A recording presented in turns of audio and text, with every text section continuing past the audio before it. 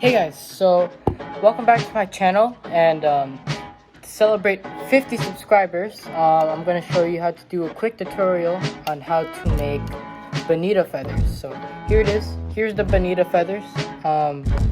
Basically it's from feathers you get from arts and crafts store or from Walmart, and curling ribbon.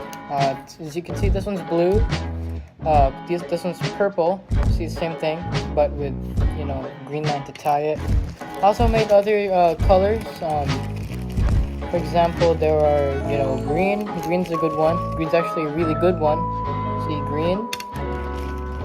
And there's a lot of different colors you can do. Right here, for example, this is yellow. Yellow is a really good color. And yeah, so today, to celebrate 50 subscribers, I'll do a first how to do tutorial on how to make these Bonita feathers so you can catch them in any pier that has Bonita. So let's do it.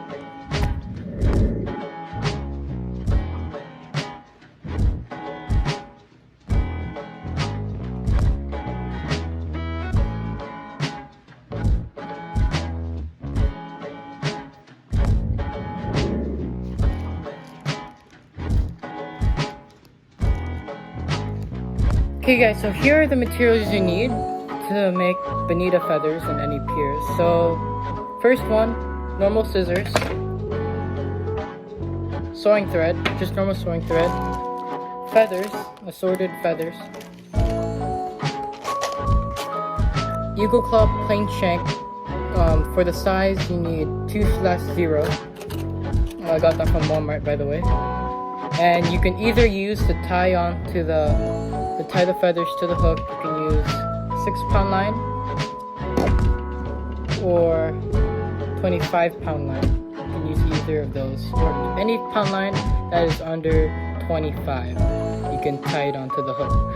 And so yeah, let's get onto the tutorial, guys. Yeah, let's do it.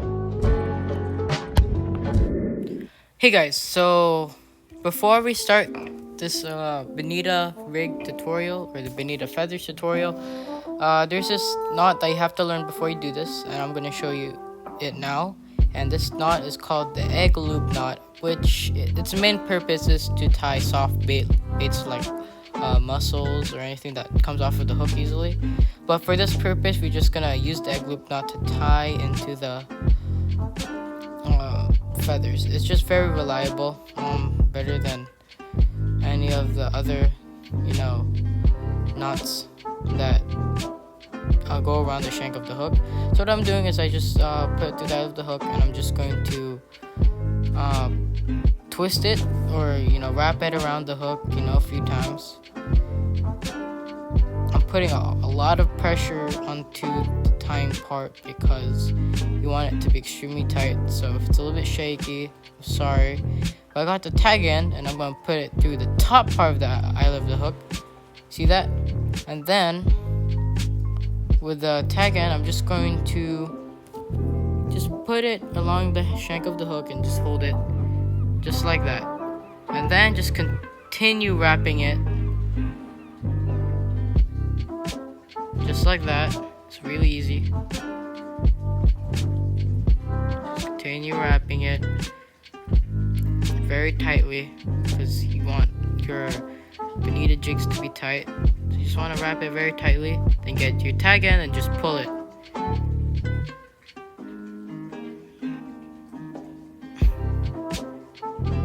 So there you go, just continue pulling it. Then make sure the loop is in the top part of the hook, above the shank, just like that. Just pull it again, using your left hand, and tighten everything up. And that's how you do an egg loop knot. I'll show you its main purpose, alright? So if you pull it up, boom, there's a loop. And what would you do with that loop? Use it to hold on to soft baits like mussels and clams. That's very helpful for going for croaker and stuff. You use open mussels. So yeah, let's move on to the real tutorial, guys. Alright guys, so all you need is just an arm's length worth of sewing thread. You can be any color. This time I'm using green. Okay, and the type of hook, like I said, is size /2/0.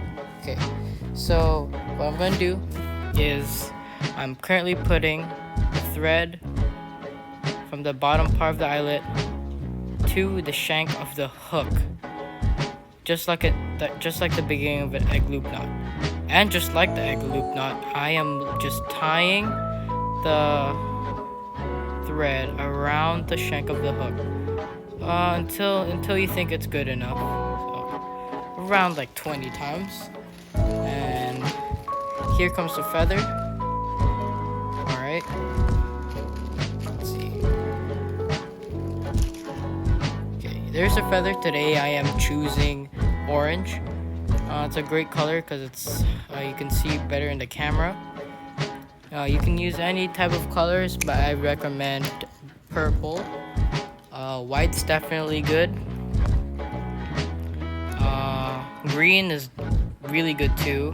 High visibility colors are good too. So any other colors, red can work, but there's some theories about how fish can't really see red. But yeah, all I'm doing with this feather, I'm just cutting in half, and see, I'm just cutting in half into two, and then just comparing the sizes, and just like lining it up,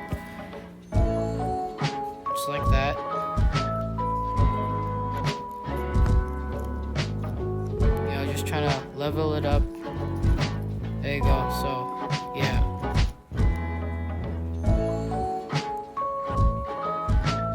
Then I get the eyelet of the hook, or just the hook itself, and I'm just putting one piece of the feather in line with the hook, and basically with a thread I'm just gonna tie the thread onto the feather just like that until it feels secure.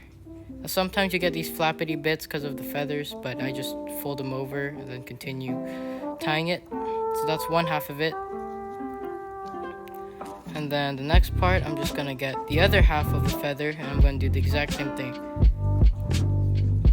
Just lining it up. Alright. For the big part of the feather, it's a little bit harder to line up because it slips easier, but you just gotta have the grit, you know. It's a little bit harder. You just gotta line it up. Sometimes it slides, but as long as you, once you feel that perfect area to put the big feather, then it'll work. So again, I'm just getting the thread and I'm just tying it around the shank of the hook until it feels secure.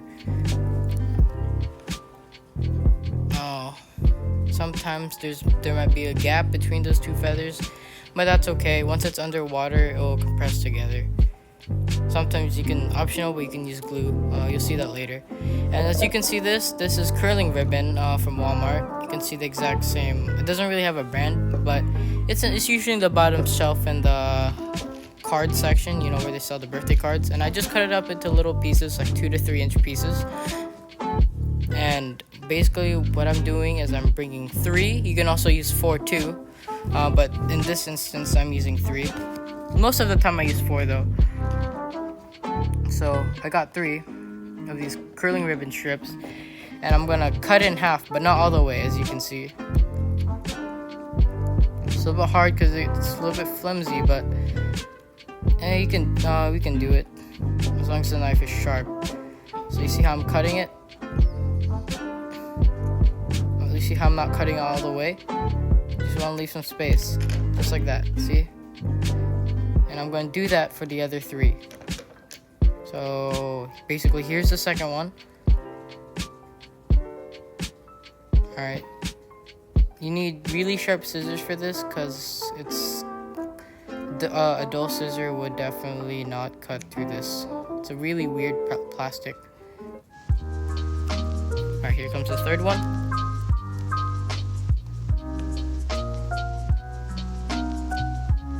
Alright.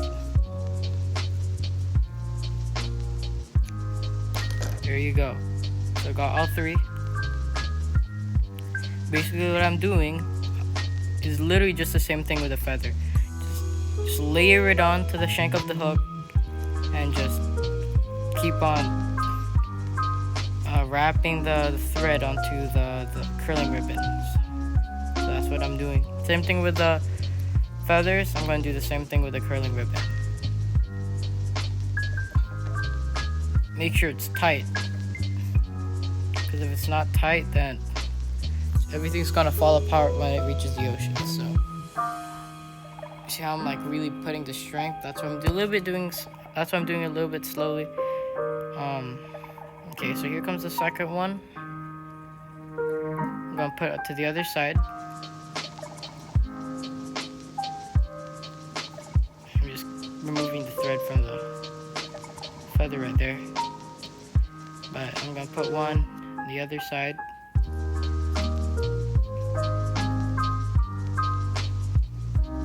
I'm going to do the exact same thing as the first time. Just wrap it up with a thread. That's why you need a pretty long piece of thread, because you're wrapping everything up with that one piece. There you go. You just sandwich it together. And you just do the same exact thing. Wrap everything all up. For me, it's like tying mussels. It's kind of fun doing it. It's very therapeutic. I just do it on my free time.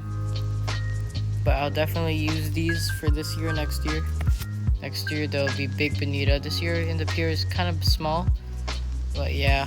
Okay, for the third one, I'm gonna put it on the top part of the shank. So one was in the right side, one's in the left side. This time is gonna be on the top. So now you have the left side, right side, and top part just tied with reflective curling ribbon. Alright, so I'm gonna wrap it again. And what this reflective thing would do is it will also attract the bonita. Because shiny, if you don't know, mackerel or bonita, they just love shiny things. And so whenever they see something shiny, they think of it as a tiny bait fish and they will eat it. Same thing with the feather, but since the reflectiveness of the curling ribbon, bonita see it more, because it's like a mirror. When you shine a mirror onto something, it's very reflective. It's just like that. Bonita will see it. The bonita from far away would see it easier. Then when they come in nearer, they'll see like the whole body, which the feathers will act. So the feathers will act like the body, and the what's it called? The curling ribbon will act like it moving. So here I am ready for it to tie. And I have 6-pound line and 25-pound line. You can use either of those, like I said.